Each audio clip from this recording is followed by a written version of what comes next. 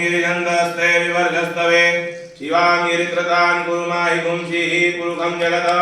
शिवेन वचसा त्वां गिरिसाक्षात् वदामसि यथा नः सर्वमीजदमयक्मगुं सुमनः असत अद्य भोजदधिवक्तां प्रथमो देव्यो यः ऐजश्च सर्वाण्यमयन्त सर्वाश्च जातुधान्यो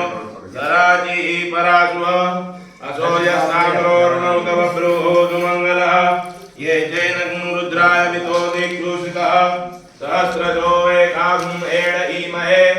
असंयो सर्वधि नीलग्रीवो विलोहितः उतेन गोपाय गृहन्नुदार्यः सदृष्टो मृडयाचीनः नमोऽस्तु नीलग्रीवाय